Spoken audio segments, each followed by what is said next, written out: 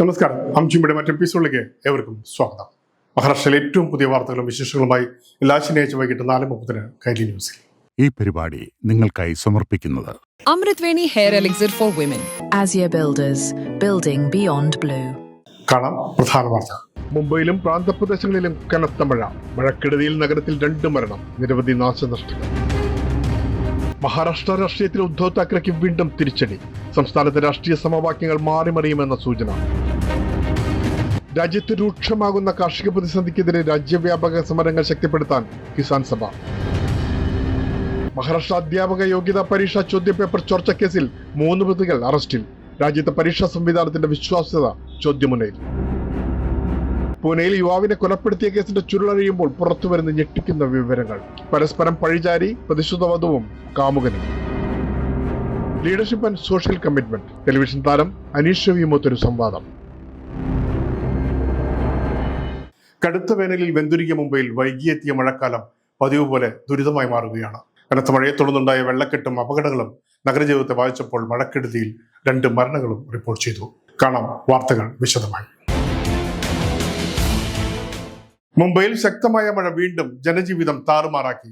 നഗരത്തിന്റെ വിവിധ ഭാഗങ്ങൾ വെള്ളത്തിനടിയിലായതോടെ റോഡ് റെയിൽ ഗതാഗതം തടസ്സപ്പെട്ടു. നിരവധി മരങ്ങൾ കടപുഴകി വീണതും യാത്രക്കാരെ വലയ്ക്കുകയാണ്.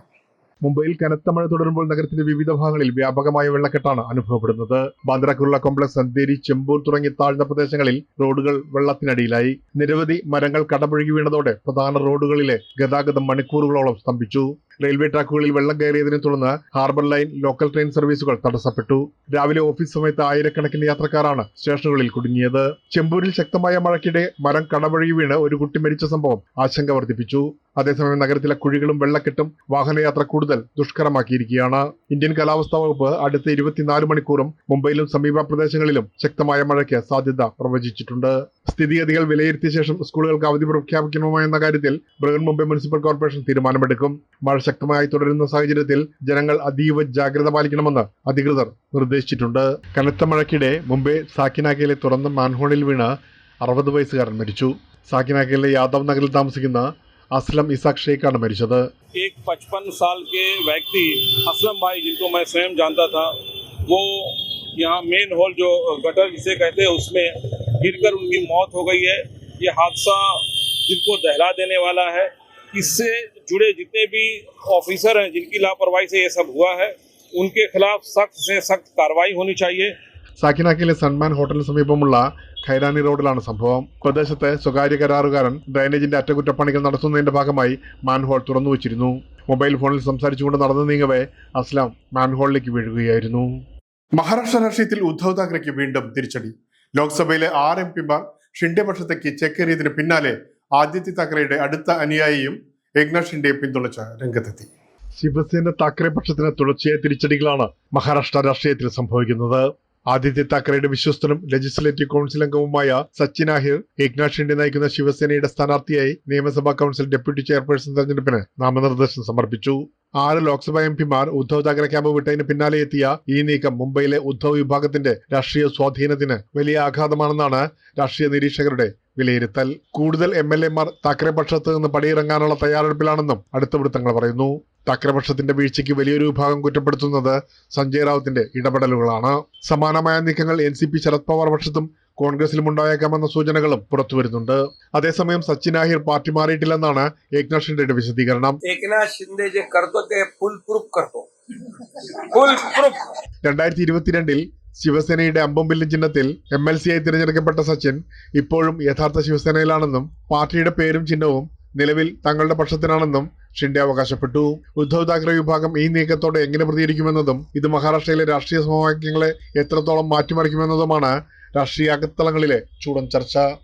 രാജ്യത്ത് രൂക്ഷമാകുന്ന കാർഷിക പ്രതിസന്ധിക്കെതിരെ രാജ്യവ്യാപക സമരങ്ങൾ ശക്തിപ്പെടുത്താൻ അഖിലേന്ത്യാ കിസാൻ സഭയുടെ ആഹ്വാനം. കിസാൻ സഭ ദേശീയ അധ്യക്ഷൻ doctor Ashok Dhawale, general secretary doctor Viju Krishnan തുടങ്ങിയ പ്രമുഖ നേതാക്കൾ യോഗത്തിൽ പങ്കെടുത്തു. മുംബൈയിൽ 2 ദിവസങ്ങളിലായി നടന്ന അഖിലേന്ത്യാ കിസാൻ സഭയുടെ സെൻട്രൽ കിസാൻ കമ്മിറ്റി യോഗത്തിൽ രാജ്യത്തെ കാർഷിക മേഖലയെ ബാധിക്കുന്ന വിവിധ വിഷയങ്ങൾ ചർച്ച ചെയ്തു.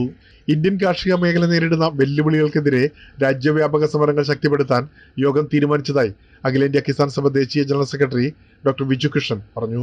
ഇന്ത്യയിലെ കർഷകർ നേരിടുന്ന പ്രതിസന്ധിയെപ്പറ്റിയും കർഷകദ്രോഹ നയങ്ങൾ കേന്ദ്ര സർക്കാരും മറ്റ് സംസ്ഥാന സർക്കാരുകളും നടപ്പിലാക്കുന്ന കർഷകദ്രോഹ നയങ്ങളെപ്പറ്റി ചർച്ച ചെയ്യുകയുണ്ടായി. ഭാവി സമര പരിപാടികളും തീരുമാനിക്കുകയുണ്ടായി. ജൂലൈ 28-ന് ഡൽഹിയിൽ നടക്കുന്ന സംയുക്ത കിസാൻ മോർച്ച ദേശീയ കൺവെൻഷനിൽ സജീവമായി പങ്കെടുക്കാനും ജൂലൈ 29-ലെ ദേശീയ കർഷക തൊഴിലാളി സമര കൺവെൻഷൻ വിജയിപ്പിക്കാനും കിസാൻ സഭ ദേശീയ അധ്യക്ഷൻ ഡോക്ടർ अशोक दावले आवाहन ചെയ്തു. आम्ही निर्णय असा घेतलेला आहे, सगळ्या देशभरामध्ये प्रचंड जेल भरो आंदोलन प्रत्येक जिल्ह्यामध्ये प्रत्येक तालुक्यामध्ये.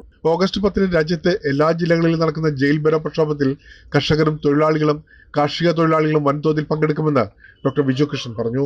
ഇന്ത്യയിലെ എല്ലാ സംസ്ഥാനങ്ങളിലും കർഷകരും തൊഴിലാളികളും കർഷക തൊഴിലാളികളും യോജിച്ചുകൊണ്ട് ഈ ലേബർ കോഡിനെതിരെ കർഷകദ്രോഹ നയങ്ങൾക്കെതിരെ ജയിൽ നിരക്കൽ സമരം എന്ന തീരുമാനവും ഈ കേന്ദ്ര കമ്മിറ്റിയിൽ നമ്മൾ എടുക്കുകയുണ്ടായി. നവംബർ 18 മുതൽ 21 വരെ തെലങ്കാനയിലെ നൽഗോണ്ടയിൽ അടുത്ത അഖിലേന്ത്യാ കിസാൻ സഭ ദേശീയ സമ്മേളനം നടക്കും. പ്രണയത്തിന്റെ പേരിൽ വിശ്വാസത്തെ ചതിച്ച കൊലപാതകം.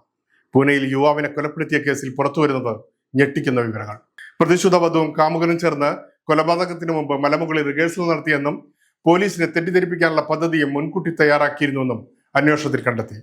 പ്രതികൾ നുണപരിശോധനയ്ക്ക് വിധേയമാകും. മഹാരാഷ്ട്രയിൽ പൂനെ ലോഗഡ് കോട്ടയിൽ 26-കാരനായ കേതൻ അഗർവാളിനെ കൊലപ്പെടുത്തിയ കേസിൽ പ്രതിശുദ്ധ വധു സിയ ഗോയലും കാമുകൻ ചേതൻ ചൗധരിയും ചേർന്ന് നടത്തിയ ആസൂത്രണം സിനിമയെ വെല്ലുന്നതാണെന്ന് പോലീസ് പറയുന്നു.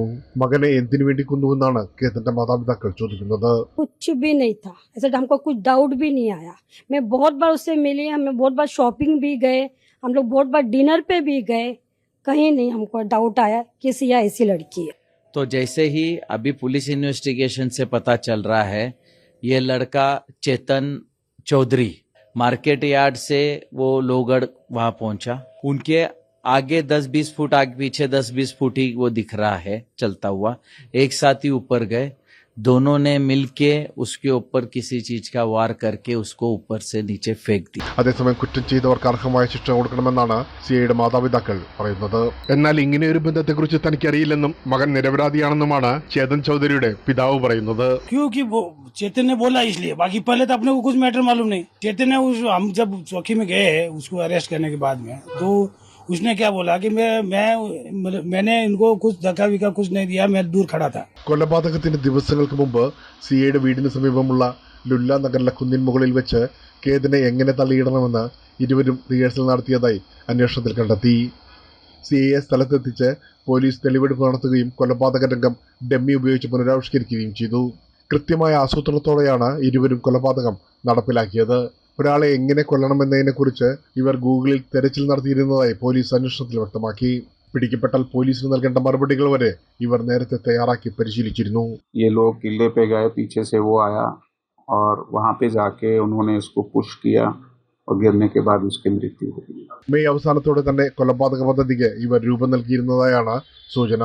33 ഡിഗ്രി സെൽഷ്യസ് ചൂടുള്ളപ്പോൾ ഹുഡി ധരിച്ച് കോട്ടയിലേക്ക് കയറിയ ചേതന്റെ വസ്ത്രധാരണമാണ് പോലീസിന് സംശയത്തിന് ഇട നൽകിയത്. CCTVയിലും ടോൾ പ്ലാസ രേഖകളിലും കുടുങ്ങാതിരിക്കാൻ ചേതൻ സ്കൂട്ടറിലാണ് ലോഗഡിലെത്തിയത്.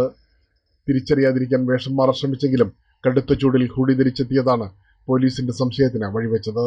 സിയും ചേതനും നിലവിൽ പോലീസ് കസ്റ്റഡിയിലാണ്. കേസിലെ കൂടുതൽ വിവരങ്ങൾ പുറത്തു കൊണ്ടുവരുന്നതിനായി പ്രതികളെ നുണപരിശോധനയ്ക്ക് വിധേയമാക്കാൻ അന്വേഷണ സംഘം കോടതിയുടെ അനുമതി തേടിയിരിക്കുകയാണ്. ഇനിയൊരു ഇടവേളയ്ക്ക് ശേഷം തിരിച്ചു വരാം. മഹാരാഷ്ട്രയിലെ ഏറ്റവും പുതിയ വാർത്തകളും വിശേഷങ്ങളുമായി. മതങ്ങൾ ദൈവങ്ങളെ സൃഷ്ടിച്ചു എന്ന് വയലാർ രാമവർമ്മയുടെ ഒരു പാട്ടില്ലേ? മനുഷ്യൻ മതങ്ങളെ സൃഷ്ടിച്ചു.